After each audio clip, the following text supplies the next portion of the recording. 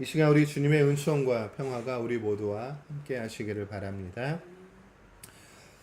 인간의 역사는 전쟁의 역사라는 생각을 해봅니다. 우리 인류의 역사를 보면은 지구상의 모든 대륙에서 거의 모든 나라에서 전쟁이 지속되었습니다. 나라와 나라 간의 전쟁도 있었고, 또 나라 안에 내전도 있었고요. 또 부족 간의 전쟁도 있었습니다. 지금도 지구상에는 국지적인 전쟁으로 고통받는 이들이 있습니다. 테러와 각종 전투의 그 위협 속에서 수많은 이들이 신음하고 살아가고 있습니다. 주변 강대국들과 또 이방 나라들과 쉼 없는 전쟁을 치른 나라가 또한 이스라엘입니다. 우리나라도 이민족의 침입을 수없이 받았죠. 이스라엘 역시 그에 못지 않습니다. 구약 성경을 보면은 이스라엘은 주변 국가들과의 전쟁을 통해서 하나님의 뜻을 알게 됩니다. 전쟁을 통해서 하나님의 구원하시는 손길을 경험하기도 했습니다. 또 반면에 전쟁을 통해서 하나님의 심판을 경험하기도 했습니다. 그러니까 전쟁을 통해서 하나님께서 구원하셨다 또는 심판하셨다라고 고백을 하고 있습니다. 오늘 본문도 그러한 전쟁 가운데 하나를 다루고 있습니다. 이스라엘이 좀 더 구체적으로 말씀을 드리면 기드온과 300용사가 미디안과 전쟁을 치르는 거죠. 그런 기드온과 300용사에 관한 이야기가 이 사사기 6장 1절부터 8절까지 서술됩니다. 본문은 그 이야기의 전개에 해당됩니다. 아시다시피 기드온이 수행한 전쟁의 상대국은 미디안이었습니다. 당시 미디안과 아말렉의 연합군이 이스라엘과 전쟁을 치르기 위해 모였는데 군인의 수가 13만 5천 명이었다고 합니다. 그런데 기드온에게는 군인이 달랑 300명 밖에 없었습니다. 그러니까 이스라엘 입장에서 보면은 군인 한 명당 450명을 상대해야 되는 거죠. 오늘 현존하는 최고의 복서, 또 무패의 복서로 불리우는 이 메이웨더가 UFC 격투가인 맥그리거라는 사람과 라스베이거스에서 시합을 했습니다. 저는 복싱도 좋아하지 않고 격투기도 좋아하지 않아서 이 사람이 얼마나 유명한 사람인가 모르지만 이 메이웨더도 그렇고 이 맥그리거라는 사람도 엄청 유명한 사람이라고 합니다. 이 메이웨더가 오늘 그 시합으로 인해서 단순히 시합으로 인해서 받는 돈이 약 1,100억 원이라고 합니다. 아까 기사를 보니까 10회전에서 메이웨더가 승리했다고 경기에서 이겼다는 기사를 봤는데 이길 경우에 약 3천억 원에 달하는 돈을 이 메이웨더가 하루에 가져간다고 합니다. 아무리 메이웨더라는 사람이라고 하더라도 450명과 싸워서는 절대로 이길 수가 없습니다. 그런데 이스라엘은 이 미디안과 전쟁을 치렀고 더구나 승리하게 됩니다. 이런 승리의 시발점에 기드온을 향한 하나님의 부르심이 있었습니다. 오늘은 그 부르심에 대해서 소명에 대해서 우리가 함께 숙고하는 그런 시간이 되기를 바랍니다. 사사기 6장 6절에 보니까 6절까지 나와 있는 말씀은 미디안이 이스라엘을 얼마나 압제했는가 그 상황에 대해서 구체적으로 이야기를 하고 6절에 오면은 이스라엘 사람들이 비로소 하나님께 울부짖었습니다. 그러니까 얼마나 그 압제가 컸던지 그냥 기도했다라는 것도 아니고 울부짖었다라는 표현이 나오고 있습니다. 그러자 하나님께서는 이스라엘 사람들에게 한 예언자를 보내셔서 하나님 당신의 섭섭함을 이스라엘 백성들에게 토로하십니다. 왜 나를 배반했냐는 거죠. 이스라엘 사람들에게. 그리고 그 순간에 주님의 천사가 기드온을 찾아갑니다. 12절에 보니까 천사가 기드온에게 힘센 장사야 주님께서 너와 함께 계신다라고 말합니다. 그래서 기드온은 대뜸 주님이 도대체 나와 어디 함께 있냐고 따집니다. 과거엔 하나님께서 초자연적인 기적으로 이스라엘을 구원해 주셨는데 지금은 그런 기적이 없다는 거죠. 그런 기적이 없는 걸 보니까 하나님의 이스라엘을 버렸어요. 그리고 미디안의 손에 넘어가게 했다라고 그 천사에게 따지게 됩니다. 그러니까 기드온의 바람이 무엇인지 드러나게 되는 거죠. 기드온은 주님께서 직접적으로 개입하시기를 원하셨어요. 그래서 미디안의 압제라는 이스라엘의 총체적인 난국을 타개해 주시기를 바라고 있었어요. 초자연적인 능력, 기적으로 하나님의 전능하심을 나타내 주기를 바란 거죠. 그러나 우리가 성경을 보면 알지만 하나님께서는 언제나 사람을 통해서 일하십니다. 그러니까 기적은 거들 뿐이에요. 저는 구약의 초자연적인 일을 보는데 그런 거라고 생각을 하는 거죠. 하나님께서 기적을 위해 사람을 쓰시는 게 아니라 사람을 통해 하나님의 일을 수행하시는데 기적은 거들 뿐이라는 거죠. 그러니까 중요한 것은 하나님께서는 사람을 통해서 사람을 사용하셔서 당신의 뜻을 이루십니다.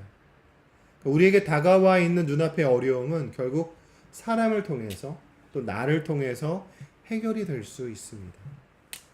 제가 지난 주일에 뿐만이 아니죠. 필립 얀시에 관한 이야기를 자주 인용했는데 오늘도 필립 얀시를 인용하게 되었습니다. 필립 얀시가 2007년도에 큰 자동차 사고를 당하게 됩니다. 자동차 운전을 하고 이분이 콜로라도에서 살고 있는데 그 주의 경계를 넘으면서 자동차가 빙판길에 미끄러진 거죠. 빙글빙글 돌다가 뚝 옆으로 떨어졌습니다. 그 순간 이런 생각이 들었대요. 아, 이거로군. 잘하면 끝나겠는걸 하는 생각이 들었다는 거죠. 차가 막 구르면서. 차가 모두 5번을 구르면서 어떻게 세어봤나 모르겠어요. 심장이 정신없이 뛰었다는 거죠. 공포감과 절망감이 묘하게 뒤섞여서 찾아왔다는 거죠.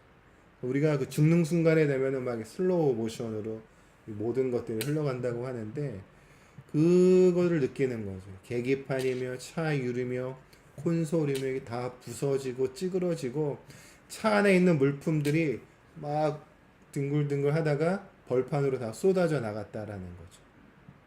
전복이 멈추고 차에서 나가야 한다는 생각을 하고 푹 꺼진 지붕 밑을 겨우 헤집고 나왔습니다. 코피가 흘렀고 얼굴과 다리 앞팔에도 상처가 있었습니다. 목 아랫부분으로는 불로 지진 듯이 아팠습니다. 멍하니 있다가 얼마를 지난 다음에 이 인적 없는 길에 다른 차가 지나갈지 몰라서 휴대전화를 찾아서 땅바닥을 뒤졌다고 합니다. 그때 5분도 안 돼서 차가 한 대가 와서 멈추고 한 사람이 내려서 필립 얀시에게 다가와 목을 움직이지 못하게 잡고 있었다고 합니다. 그 사람이 누구였냐면은 그 사고가 난 주위에 앰뷸런스 서비스를 하는 회사의 대표였다고 합니다. 곧 구급차가 와서 근처 병원으로 옮겨졌고 3번 척추가 부러진 것을 알게 되었다고 합니다. 이런 긴박하고 위급한 순간에 우리 혼자의 힘으로 어쩔 수 없음을 우리가 알게 될 때 우리는 기도하게 됩니다. 그 순간 하나님께서는 사람을 통해서 어려움을 해결해 주십니다. 또 반대로 다른 누군가 어려운 가운데 처해 있을 때 하나님의 도구로 내가 사용되어져서 그 사람을 돕게 되는 거죠. 자, 다시 본문으로 와서 그러면 하나님께서 사용하시는 사람은 과연 어떤 사람이겠습니까? 오늘 기드온의 여정을 통해서 우리가 그것을 알 수가 있습니다. 자, 기드온은 어떠한 사람이었기에 하나님께 쓰임을 받았을까요? 뭐 힘센 장수여라고 오늘 본문에 보니까 본문 앞에 보면은 천사가 기드온에게 나타나 12절에 보니까 힘센 장사야라고 이야기하는데 정말 힘이 넘치는 사람이었을까요? 막 용기가 백배이며 지혜가 한이 넘치는 사람이었을까요? 누구나 보면 인정하는 사람이었을까요? 오늘 이 사사기 본문 6장 15절부터 21절 또 36절부터 40절까지 나와 있는 말씀을 보면은 그는 연약한 사람이었어요. 아주 작고 의심이 많은 사람이었습니다. 그리고 만족할 줄 모르는 사람이었습니다. 그러니까 자신에게 나타나 말씀하시는 하나님을 의심하죠. 그리고 표적을 3번이나 구하게 됩니다. 그리고 보면 우리와 별로 다를 것 없는 사람입니다. 오히려 우리 개개인보다 못한 모습입니다. 저라면 만약에 천사가 저에게 나타나셔서 이렇게 해라 그러면 저는 당장에 순종할 것 같아요. 근데 기드온은 천성적으로 의심이 많은 사람이어서 그랬는지 하나님께 계속해서 증거를 요청하고 있습니다. 이것이 바로 오늘 본문 상황인 거죠. 이렇게 연약하고 의심 많은 기드온임에도 그는 왜 하나님께 쓰임을 받았을까요? 사실 본문도 그렇고 성서도 하나님의 택함의 원인에 대해서는 한 가지 이유밖에는 말해주지 않습니다. 그건 뭡니까? 바로 하나님의 사랑이라는 거죠. 지난주 제가 전한 설교에 의하면 호의이고 은혜인 겁니다. 그러니까 택함 받는 쪽에서는 전혀 이유가 없는 거죠. 이유는 오직 하나님께 있는 거죠. 하나님의 뜻, 하나님의 사랑, 하나님의 호의, 하나님의 선택에 의해서 우리는 택함을 받게 됩니다. 그러니까 택함 받는 것보다 더 중요한 게 있어요. 그게 뭡니까? 바로 순종이라는 거죠. 이런 순종을 가능하게 하는 게 있는데 그건 바로 소명에 대한 확신입니다. 하나님이 나를 부르셨다라는 그 확신이 있으면 우리는 순종하게 되는 거죠. 기드온에게는 하나님께서 나를 부르셨다라는 확신이 있었습니다. 오늘 말씀의 제목처럼 소명의 확신이 있었습니다. 물론 이런 확신에 이르기까지 여정은 의심으로 점철되었습니다. 또 무엇보다 이것은 비단 기드온에게만 해당되는 것은 아닙니다. 지금 이곳에 있는 우리 모두에게 해당되는 말씀입니다. 초자연적인 경험이 있건 아니면 내면의 음성을 들었건 아니면 지적인 깨달음이었건 하나님이 나를 부르셨다라는 이런 확신이 있는 사람은 결국 움직이게 됩니다. 이스라엘이 미디안의 압제하에 고통스럽게 살아가는 것은 사실 같은 동포인 기드온 자신의 고통이었어요. 이스라엘의 염려는 기드온의 염려였고 이스라엘의 걱정거리는 기드온의 걱정거리였습니다. 6장 11절 말씀을 제가 읽겠습니다. 주님의 천사가 아비에셀 사람 요아스의 땅 오브라에 있는 상수리 나무 아래에 와서 앉았다. 그때 요아스의 아들 기드온은 미디안 사람들에게 들키지 않으려고 포도주 틀에서 몰래 밀 이삭을 타작하고 있었다. 이 말씀이 나오고 있습니다. 그러니까 숨어서 포도주 틀에서 숨어서 밀 이삭을 타작하고 있습니다. 왜 그럽니까? 미디안 사람들이 보면은 당연히 약탈당할 테니까 숨어서 밀 이삭을 타작하고 있습니다. 그러니까 미디안의 침략은 기드온의 현실이라는 것을 우리가 알 수가 있습니다. 그리고 기드온 역시 고난과 고통 가운데 처해 있는 거죠. 걱정하고 염려하고 또 하나님께서 직접적으로 자신의 삶과 이스라엘의 삶 가운데 개입하셔서 그들의 고통을 해결해 주시기를 원했습니다. 13절에 보면은 아까 제가 말씀드렸듯이 자기 자신과 이스라엘의 고통을 직접적으로 해결해 주시지 않는 하나님을 원망하는 기드온의 마음을 알 수가 있습니다. 주님께서 우리와 함께 계신다면 어째서 우리가 이 모든 어려움을 겪습니까? 우리 조상이 주님께서 놀라운 기적을 일으키시어 우리 백성을 이집트에서 인도에 내셨다고 말하였는데 그 모든 기적들이 다 어디에 있단 말입니까? 지금 주님께서 우리를 버리시기까지 하셔서 우리가 미디안 사람의 손아귀에 넘어가고 말았습니다. 결국 기드온 개인의 걱정과 이스라엘의 걱정은 같은 것이었습니다. 그렇다면 그 일을 누가 해야 됩니까? 그것은 다른 누가 아니라 기드온 자신이었습니다. 14절 말씀해 보니까 주님께서 그를 바라보시며 말씀하셨습니다. 너에게 있는 그 힘을 가지고 가서 이스라엘을 미디안의 손에서 구하여라. 내가 친히 너를 보낸다. 이 말씀은 바로 이 시간 우리 개개인에게 하시는 말씀입니다. 너는 이 내 힘을 의지하고 가라. 내가 너를 보낸 것이 아니냐. 내가 너를 보낸 것이 아니냐. 기도는 이런 주님의 말씀을 의심하고 하나님 의심을 증명해 달라고 요청하고 있는 거죠. 세 번의 초자연적인 경험을 한 기드온은 이후 소명의 확신을 가지고 미디안을 향해 나아갑니다. 오늘 본문에서는 가지고 온 그 예물에 천사가 지팡이를 대자 거기 불이 막 붙는 거죠. 또 조금 지나서 보면은 34절 이후에 말씀에 보면은 이제 그 양털을 땅 위에 두고서 땅은 졌고 양털은 안 졌고, 그리고 양털은 안 졌고 땅은 졌고 하는 이 기적을 보면서 비로소 기드온은 하나님이 나를 부르셨다라는 것을 확신하게 됩니다. 그리고 군대를 모집하게 되는 거죠. 그 군대가 줄고 줄어서 300명으로 축소되게 됩니다. 13만 5천 명과 전쟁을 수행해야 되는 그 불가능한 일을 기드온은 하나님이 나를 부르셨다는 확신이 있기 때문에 그 일을 수행하게 되는 거죠. 우리 사랑하는 주식돌 모임의 지체 여러분들, 여러분은 자신의 모습에 대해서 어떻게 생각하고 있습니까? 우리에게 중요한 것은 하나님께서 나를 부르셨다는 것을 확신하는 겁니다.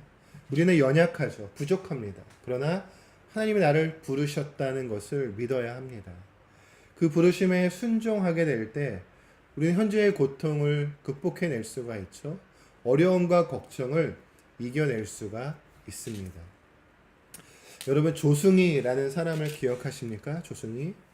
근데 미국 버지니아주에 있는 이 블랙스버그에 위치한 버지니아 공대의 학생이었습니다. 1.5세대였고요. 미국 영주권자였습니다. 2007년 4월 16일 사순절 한가운데서 공교롭게도 이게 세월호 기념일 하고 똑같은데, 그는 구입한 9mm 권총으로 9mm 총으로 32명의 동료 대학생과 교수를 살해하고 자살했습니다. 미국 역사상 최악의 총기 살인 사건으로 기록이 되었습니다. 미국 전역도 놀랐고 조승희의 조국인 우리 대한민국의 모든 사람들 역시 놀라고 심통에 마지 않았습니다. 그러나 가장 놀랍고 슬퍼하며 분노하고 두려워했던 이들은 버지니아 공대의 학생들과 교직원들이었습니다. 학교 곳곳에 추모 장소가 세워졌고 수많은 이들이 이 블랙스버그의 버지니아 공대를 찾아 살해당한 이들을 추모했습니다. 어떤 이들은 조승희를 가엾게 여기며 그에게 메모를 남기기도 했습니다. 그러나 문제는 이 동료 학생들이 받은 상처와 죄책감이었습니다. 살아남았다는 것이 그들에게는 상처였고 아픔이었습니다. 지켜주지 못했다는 것이 그들에게 고통이었습니다. 그 젊은이들은 그 상처를 지닌 채 고향으로 돌아가 어쩌면 평생 씻지 못할 기억을 간직한 채 살아야 할지도 몰랐습니다. 이 캠퍼스 근처의 한 지역교회에서 버지니아 공대의 학생들을 위한 특별 집회를 마련했습니다. 그리고 초대한 사람은 그렉 구르세거라는 남자와 그녀의 딸 케이시였습니다. 1999년 미국 콜로라도주의 컬럼바인 고등학교에서 학생 2명이 교내 곳곳을 돌아다니며 친구들과 선생님에게 총을 난사했습니다. 학생 12명이 죽고 교사 1명이 죽었습니다. 케이시도 도서관에서 제일 먼저 총을 맞은 6명 가운데 1명이었습니다. 다른 5명의 학생은 죽고 케이시는 살아났습니다. 그러나 평생을 연구 장애를 얻고 살아야 했습니다. 그 일은 케이시가 컬럼바인 고등학교로 전학 간 그 해에 일어난 일이었습니다. 전해 다니는 학교에서 케이시는 친구들의 자살을 목격했고 이후로 심한 우울증을 앓았습니다. 그리고 늘 자기도 자살을 생각했습니다. 부모들이 불안해했고 컬럼바인 고등학교로 전학을 시켰는데 그런 일을 당하게 되었습니다. 그런데 감사하게도 그녀는 그 아픔 가운데 하나님을 만나게 되고 하나님이 나를 부르셨다라는 확신을 갖게 되는 거죠. 그리고 컬럼바인 고등학교에서 자신이 겪은 아픔을 가지고 버지니아 공대에서 상처를 입은 이들을 치료하는 일을 하게 되는 거죠. 그러니까 자신에게 있는 연약함과 고통을 통해 일하시는 하나님을 경험한 겁니다. 2006년 10월 2일 필라델피아의 한 작은 마을인 니켈 마인스라는 곳에서 일어난 일입니다. 이 마을은 제세례파의 한 분파죠. 아미시 교도들이 모여 사는 공동체 마을이었습니다. 이 마을의 학교가 이 니켈 마인스 학교인데 하루는 우유 배달부가 들어와서 교실에서 수업을 하고 있는 여학생 10명에게 총을 난사했습니다. 5명이 죽고 5명이 중상을 입고 자신은 자살을 했습니다. 하나님의 자신을 버렸다는 환상에 빠진 한 감리교도에 의해 벌어진 사건이었습니다.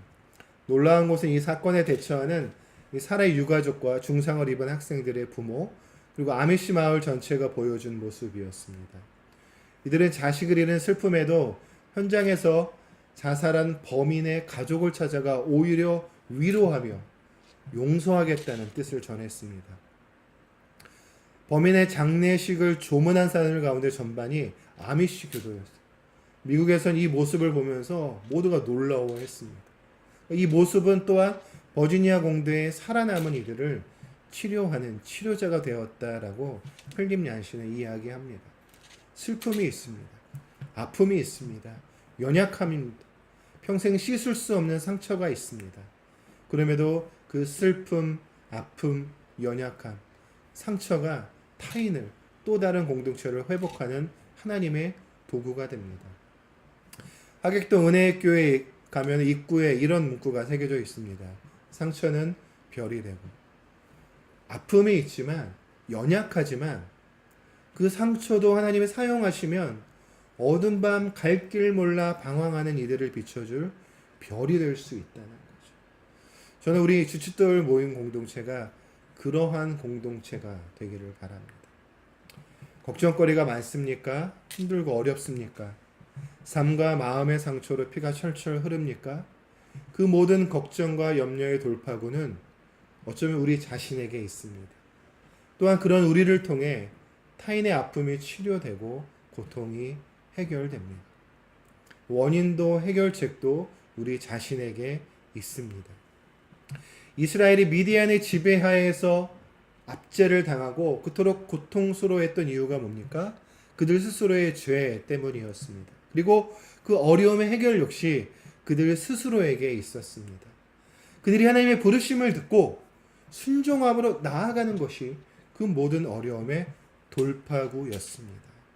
잊지 마시기를 바랍니다. 하나님께서 우리를 부르셨습니다. 바로 이 어려움의 때에 그 어려움을 해결할 해결사로 우리를 부르셨습니다. 약한 나로 강하게 하셔서 타인을 위한 사랑의 도구로 사용하기 위해 부르셨습니다. 그런 하나님의 부르심에 순종해서 기드온이 자신의 고통과 민족의 고통을 해결할 하나님의 도구로 쓰여졌습니다. 동일하게 우리 역시 그런 하나님의 도구로 쓰여지게 되기를 바랍니다.